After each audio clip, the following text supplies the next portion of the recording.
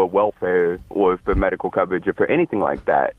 Like, I had a friend who lost out on $400 something in food stamps a month because she made $3 more than she was allowed to make during that time. So it puts you in this precarious position of, if I get this, 50 cents an hour raise, will that be too much? Right. And you can't get a clear answer from anybody. You can't get a clear answer from a caseworker. They don't want to tell you, no, you can't make more money, right? So you just have to risk it. And you get into this position where, and I've known tons of people in this position where they take lower paying jobs in order to qualify for these benefits because, I don't know, say you're working at McDonald's for $11 an hour and you might be able to go to Burger King and make $14 an hour. But if you're on Section 8, if you get food stamps, if you get medical help, if you get any of these things, the money isn't going to replace the benefits that you're getting. Right. So it has this dynamic of just stifling down wages to where people can't make more because what they're going to make in the immediate future, even if it's like long term, it might be a better opportunity for them. It's going to put them in a really precarious position. Exactly.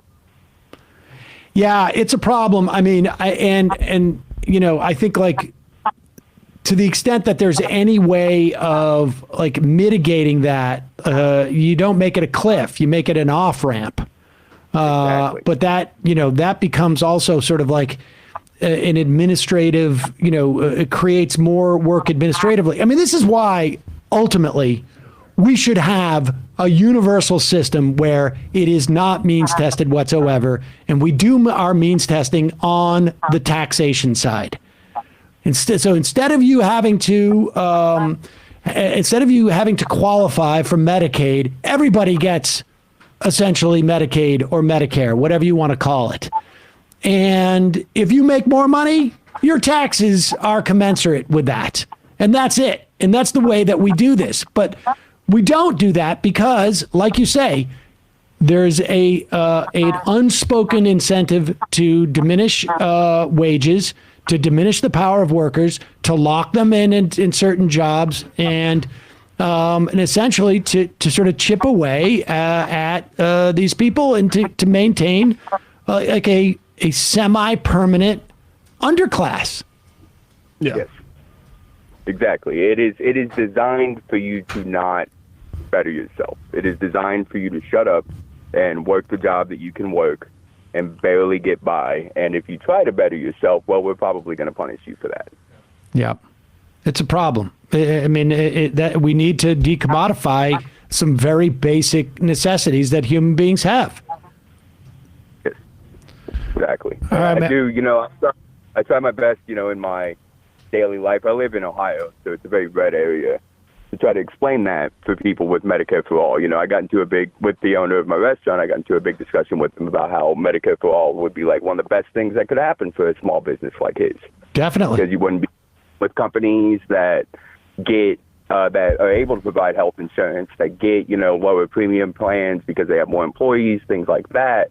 And you're not competing in a labor force with healthcare as an incentive. Exactly. Now you're just competing with people for wages and job environment. Exactly. What'd he say? That he didn't believe me. It was bullshit and his taxes would go up too much. Okay. Nice. Yeah. Yeah. You can't get through to that. Good luck with that. I appreciate the call. What was your name? Tony. Tony, thanks for the call, man. Hey, thank you. You guys, left is best. Thanks for all you guys do. Thanks, Tony. Take care. Appreciate the call. This just reminds me of something I talked about last night in Left Reckoning, but the Reese family in Williston had a bad last year. So on January 23rd, if you want to put this up, Bradley, on January 23rd, I was hospitalized with a collapsed lung due to COVID. I spent 17 days in ICU and 5 more in a recovery room just as our family was returning to a sense of normality. Mary Cell had a miscarriage at 4 months. I was on November 11th, that baby Willie. It was on November 11th that the baby Willie was diagnosed with ALL type of leukemia. Oh, jeez. So he was out of work, lost his insurance because of the collapsed lung due to COVID. Then they get their baby with leukemia. the mom worked for the school district, and Maricel worked for the Wilson Basin School District, and we had good insurance via Blue Cross Blue Shield. Sadly for us, 2 weeks later, because they had to go to Utah to seek treatment.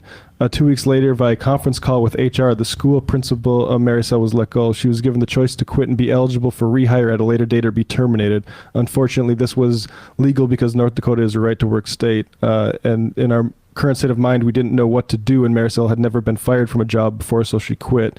It was at this time that her employer canceled our insurance. So caught in this is one of those stories that KX News in North Dakota described as like a dilemma, but this is just a trap that Americans put people in by making health care something that employer can withdraw or give you as they see fit. And I don't know, it's just really frustrating.